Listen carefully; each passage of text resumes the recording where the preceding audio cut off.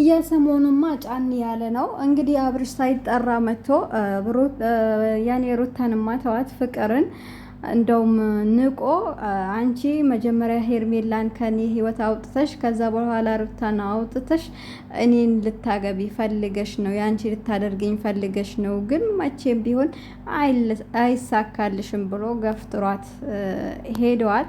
እና እሷ አንተን ብትፈልግህ ቀጥታ አንተ ፈልገሃት ስለመጣህ ያኔ ምንም አትልም ነበረ፣ ትቀበልህ ነበረ። ግን ትላንትና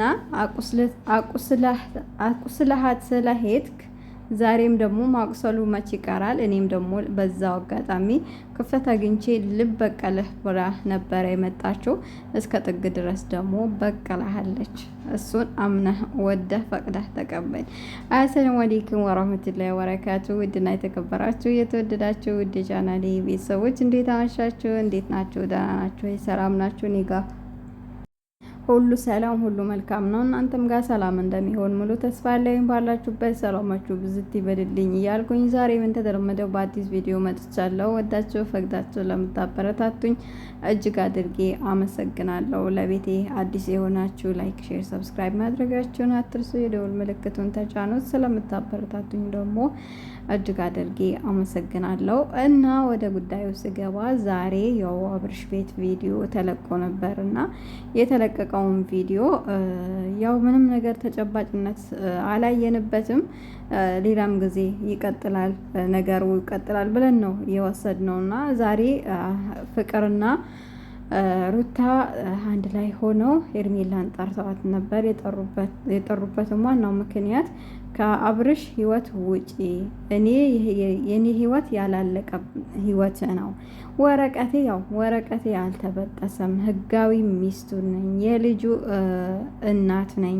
ስለዚህ አንቺ ውጪ፣ እኔ ከሱ ጋር ትዳሬን አስተካክዬ ልኖር ብላ ፍቅርም ደግሞ አንዳንድ ነገሮች እያለቻት ነበር እና ሄርሜላ ይሄንን ነገር አልተቀበለችም። ተቆጥታ እኔ በአንቺ ህይወት አልገባውኝም ብላ በቃ እያወራች ነበር እና አጋጣሚ እያወራች እያለ አብርሽ መጣ። አብርሽ ሲመጣ ደግሞ በቃ ምን እያሉሽ ነው? ምን እያደረጉሽ ነው? ልጅቷ ምስኪን ናት። ምን እያላችኋት ነው?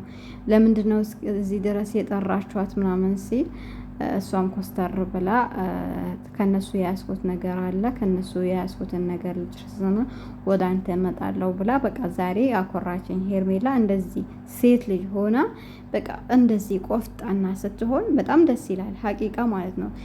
በነገራችን ላይ አንድ ሴት ቆፍጣና ሆና የሆነ ቆፍጠን ያለ መልስ ስትመልስ አየን በቃ ጀግና ናት፣ እኛንም ታኮራናለች ምናምን ይላል ሌላም ሰው ማለት ነው።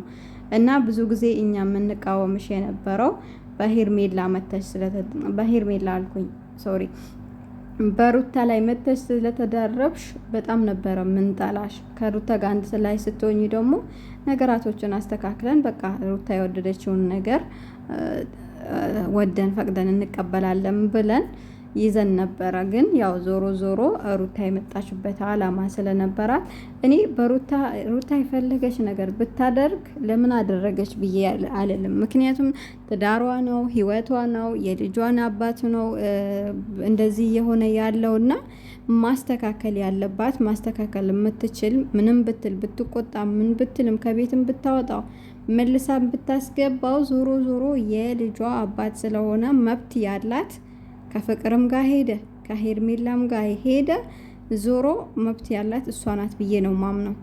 እኔ ይሄንን ወስጄ ነው ለሩታ እየተከራከርኩት ያለው። ሌላውን ነገር ራሳችሁ ትጨርሱታላችሁ። ምክንያቱም ህጋዊ ሚስቱ ናት። እናንተ መታችሁ ነው የተደረባችሁ። ከዛ በፊት አሁን ፍቅርም ኖርማል በጓደኝነት ነበረ ዩቲዩብ እየሰሩ የነበሩት።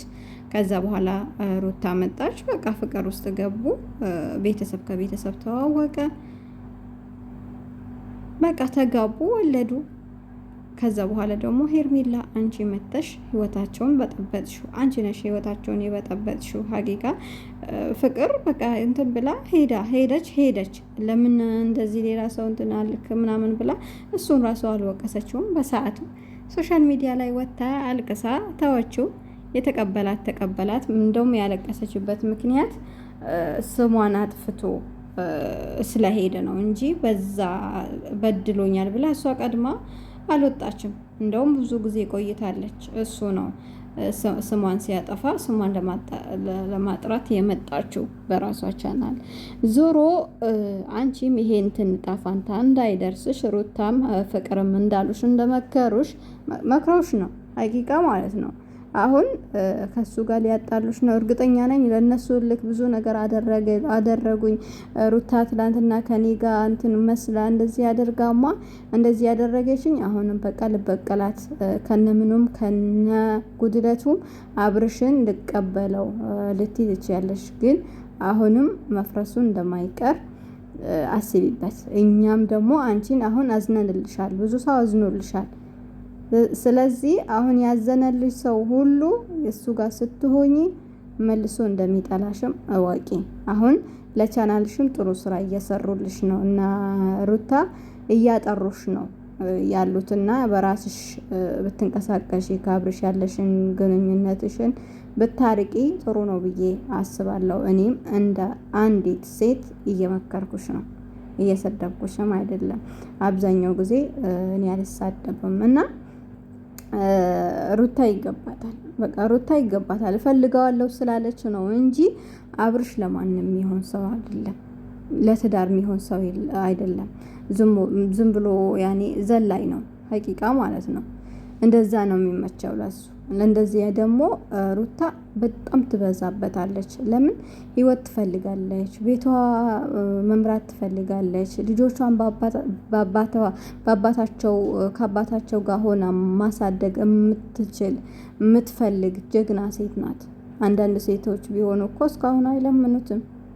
አንተ በቃ በሄደበት ልክ ነበረ የሚሄዱት። በተለይ አሁን ያለን እኛ ማለት ነው በትዳር እልክ አድርገን የምንይዝ ሰዎች አለን። በቃ እሱ ያደረገውን እኔም ካላደረኩኝ፣ እሱ ያደረጋቸውን እኔም ካላደረኩኝ እየተባለ እየተበሻሸቁ ትዳራቸው ህይወታቸው ይበላሻል። እና ዞሮ እነ ፍቅርም ሩታም አንቺን እየረዱሽ ነው። ከሱ ጋር ብትርቂ ያላንቺ የሚሆን ሰው አይደለም። የራስሽን ህይወት ፈልጊ ስንል አንዳንዶቻችሁ በጣም እንትን ትላላችሁና ገና አንቺንም በቃ አንቺን የመሰለ ሰው አታጪም። እና በአብርሽ እንኳን ወርቅ አልተቀበረበት። አብርሽ አላችሁ እኮ ሴቶቹም አንዳንዴ ተረጋጉ፣ ቆፍጠን በሉ ሀቂቃ ማለት ነው። ሩታም ከዚህ በላይ ባትለምኝው፣ ይሄን አክል ከሄድሽ ለልጅሽ ብለሽ መስዋዕት ከከፈልሽ በራሱ ጊዜ ሁሉም እንትን ሲለው ብዙ ሰው ሶሻል ሚዲያ ተጠቃሚ ነው ሲያገለው ይመጣል። አንቺን ይቅርታ ጠይቆ ወደ አንቺ ቤት አንኳኩቶ ነው የሚገባው። ከዚህ በላይ ባትለምኙ፣ ከዚህ በላይ ባትለማመጪው፣ ቤትሽን ዘግተሽ ልጅሽን ይዘሽ ብትቀመጪ እሱ ነገራቶችን ያስተካክል ነበር ብዬ አስባለሁ። የሁላችንም ሀሳብ ይሆናል ብዬ ነው ማስበው። እና ዞሮ ያው ከዚህ ፍቅር እውነት እንትን ብላ ላንቺ ጠቅማ የሰራቸው ነገር ከሆነ አዎ ትልቅ ነገር ነው የሰራችልሽ። እና ሁላችሁም ከአብርሽ ብትርቁ ደስ ይለኛል። ያው ዩቲዩብ ሆኖ ነው እንጂ